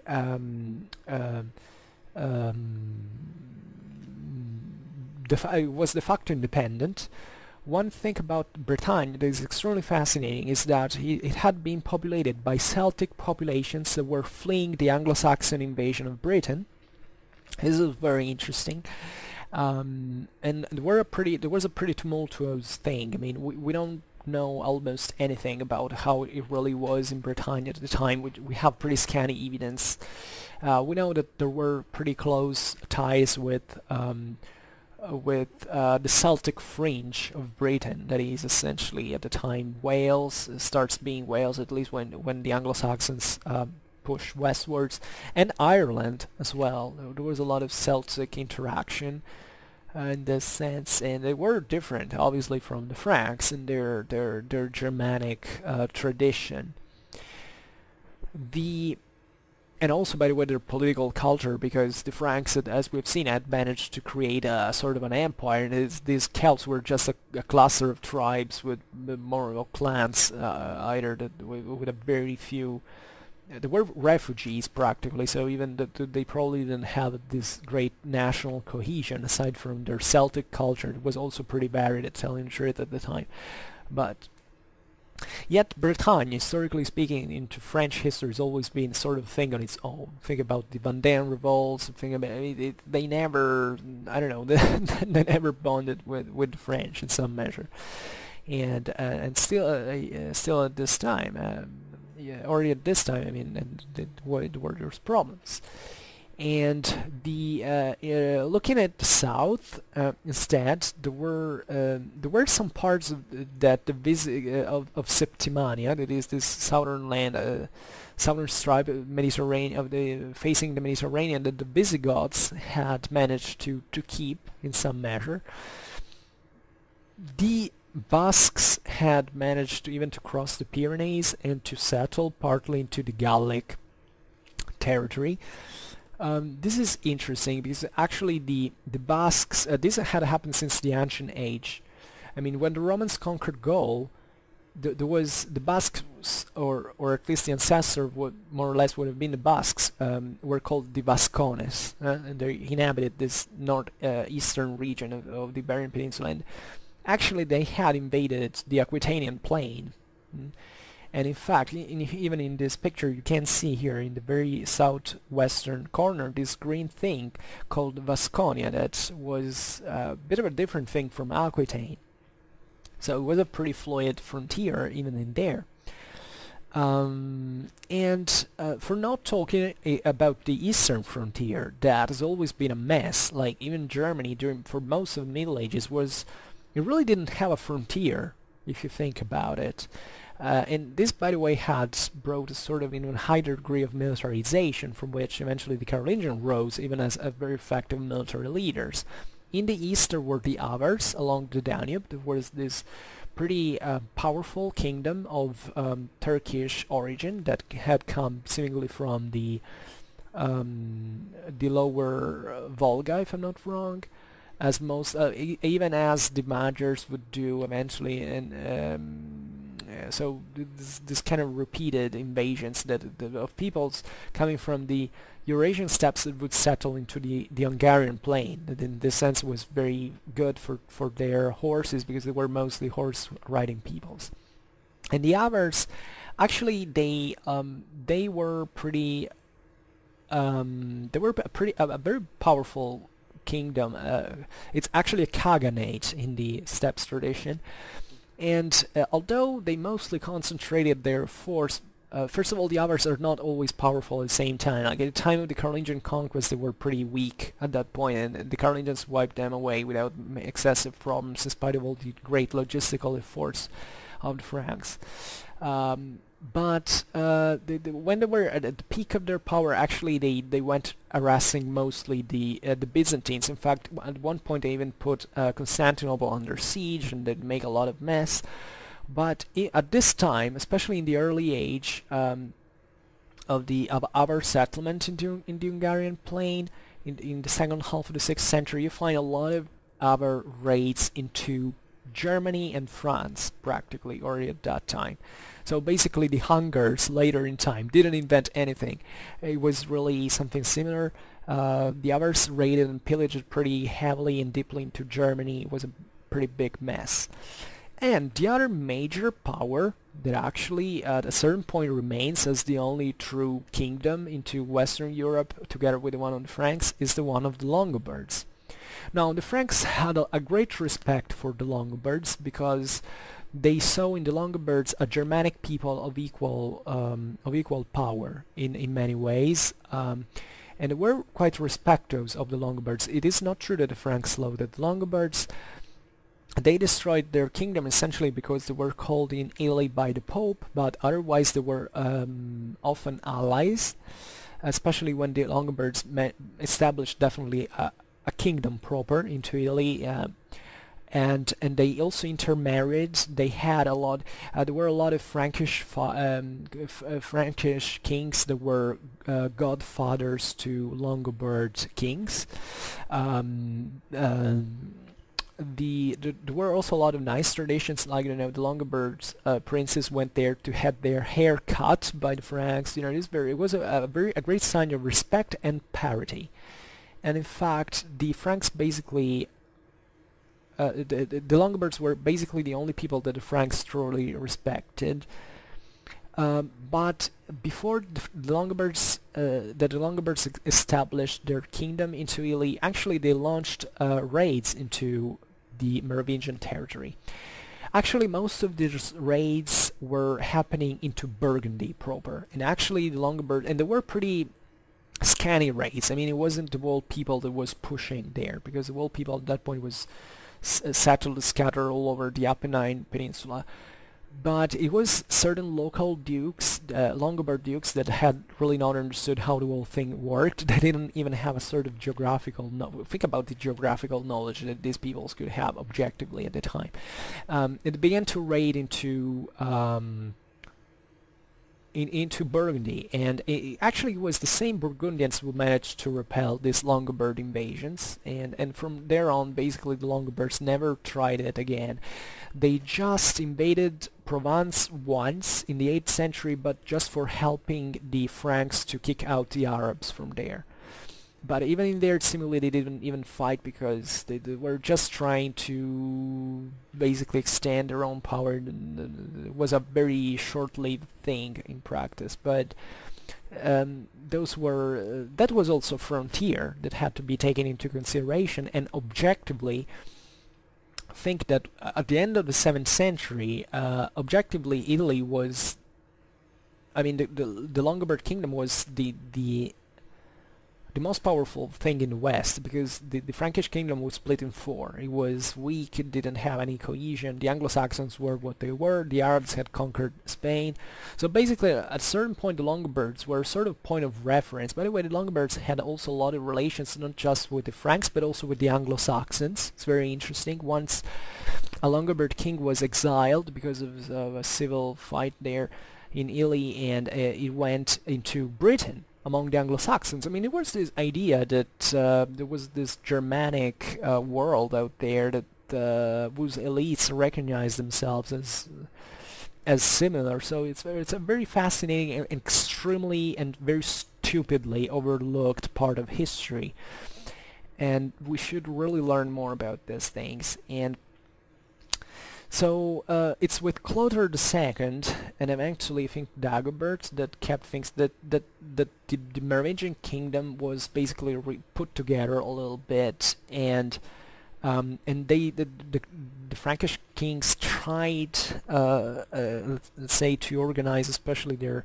political administrative order. The Franks also began to recruit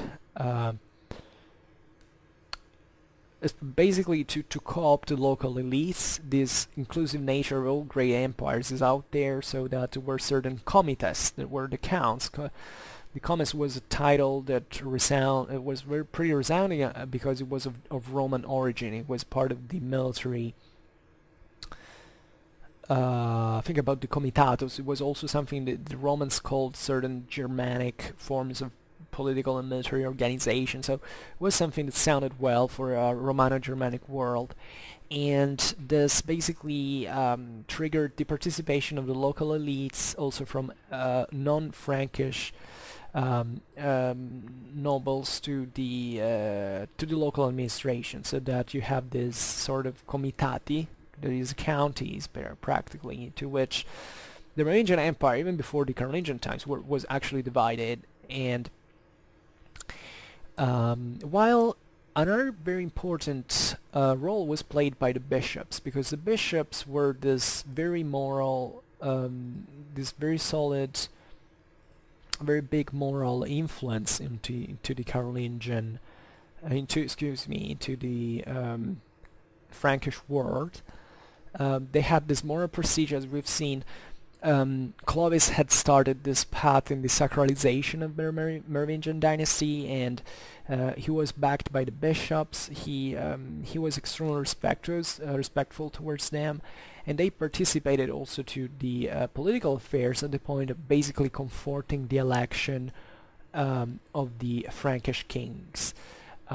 So that there was always this idea that the Frankish royal dignity had to come together with a religious dignity, and reminding this traditional alliance that had taken place originally between the Frankish aristocracy and the Gallo-Roman aristocracy. So in order to conclude, because it's already more than 2 hours, and I think you're tired, probably even more than I am, and it's about a figure of the masters of palace. This majordomi, in a certain sense, it would literally mean the majordomo actually comes from there, because it means the major lord, the major. It was part of this administrative system that the Franks had managed to create in some way. These figures were obviously, you understand that they came from, I mean, the majordomus, it was actually a courtly title, initially speaking, so they derived from the idea of master of palace, that something that has also perspectives into the Roman world, actually, and also because the Franks remained always inspired by the Roman world. By the way, I didn't say this, but basically the Eastern Roman emperors gave at a certain point to Clovis even the vicariate of Gauls and a purpureous mantle. So the Franks believed since the very beginning, because of their old Roman alliance, because of all the reasons we have explained, that they were Catholics, that they had relatively good relations with Rome and Constantinople, that actually they were the successors of Rome in there. And they wanted to among the various things that the Merovingians were putting together to aggrandize themselves, there was also this Roman legacy that they were using to legitimize their power, to legitimate their power into Gaul. So you have to think that just like the only ones, even the Visigoths were like that. I mean, Visigoths were eventually were destroyed by the Arabs, but they were transforming themselves in a sort of imitation of the Eastern Roman of the Byzantine Empire, of the Roman Empire properly. Also in terms of religious prestige, of titles and all, because that was the real model. So was for the Franks. The only ones that couldn't give a damn about this were the Longobards, that instead were irreversibly Germanic in their political tradition. They couldn't give up that for any reason. At best, they considered themselves as protectors of the Roman subjects, but never anything like, don't get me wrong, even the Franks and the Visigoths were always considered themselves to be Germanic powers, but they were a bit more ambiguous in ideological terms relatively to the Imperium and the thing. I mean, it's not by chance that eventually Charlemagne was crowned as Roman Emperor. It's really it wasn't just the Pope trying to get the Frankish favor. It was really the Franks that really had this thing in mind for a long time. So the majordomes were actually these masters of palace were they were rising as leading figure of the of Frankish politics, practically in the 7th century, especially in this phase that we told about which the Merovingian kingdom didn't exist anymore, and the Merovingian dynasts were increasingly weaker, were very often closed into their rural mansions, and the masters of palace took care of everything. That's how the Carolingians rose to power. The bad thing about this is that there was a single master of palace. I mean, every single branch into which the kingdom had split had its own. So basically, this whole thing passed from the Merovingian brothers slaughtering each other to the respective masters of palace slaughtering each other, and it was a pretty messy time. Like, even if you see, now I won't be discussing about it, but if you see the rise of the Carolingians, that I will definitely have to talk about, it was a continuous warfare going on, literally continuous, and it's even a miracle that the Carolingians made it in first place at the beginning. And I mean, really, that sometimes you realize how history could have taken other paths in an incredibly easy way. I think if you study Carolingian history, that's one of the most evident things of all. But and even with Clovis, the Don Kid, think about the history of Europe if Clovis had not existed. France, as such, would have not existed. And think of what it means. So sometimes it's just one person, but indeed it's not just about him. It's about the whole structures that already exist. But you realize that what that person adds up to that is a sort of, it can really change the world history in a complete different way.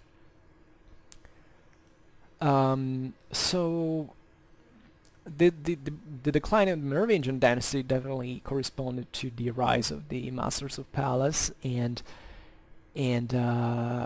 that's how, well, we will leave it for another chapter. So I hope you enjoyed this. I'm sorry it took so long. This is probably my longest video ever, but the point is, I mean, this part of history, I think it's so much overlooked. Like, the average people say, oh, well, okay, it was this time, the Merovingian kingdom point, who cares, let's switch to the, I don't know, to what we care the most, the Anglo-Saxons, because the Anglo-Saxons are cool, right? No, I'm kidding. The Anglo-Saxons are cool, but even if you see the sheer size of what the Merovingian Empire was in the 6th century, you realize it was a monstrous thing. It was a huge power. And how much do you find in pop culture about Merovingians? Most of things I see, especially in Facebook groups, it's just this gossiping about the Merovingian dynasty and the various members that kill each other, their wives, and what they did, and all the very ugly stories that we have been told in the past that also have to be reconciled a bit, because those are also partly ideological that also has to be scoped. But the real basis on which this whole thing was created, I mean, this was definitely the most important thing that was going on in Europe at the time. Let's be frank about it. Let's be frank, in fact. Yeah, there was the Byzantine Empire as well. Let's say, taking the Western Europe, the Franks were really a huge power on their own, and even when they were all split together, still their whole ensemble was, I think, more important even than the Longobard kingdom. That is also a very overlooked thing. People don't know anything about it. But what I think is most important is to understand the basis onto which this was built. Because if you don't understand that, you just think, I don't know, the Franks arrived from somewhere in Germany, established this kingdom point. Then at a certain point, magically, the Carolingians pop out, and that's it. And you have to understand. And today I've been also quite, concise. But this history is extremely complicated. There are also a lot of very fascinating stories that we have from historiography that are very meaningful, so discussing about their society, their mindset, and I hope in the future we'll be able to discuss it here. And for now, I'd say it's enough, and I thank you as always for the attention, and I hope you enjoyed this video. If you did, please share it, otherwise leave a like or subscribe to my channel if you're interested about my upcoming contents. And for now, I thank you heartily for listening to me. I wish you a nice time and see you next time. Bye.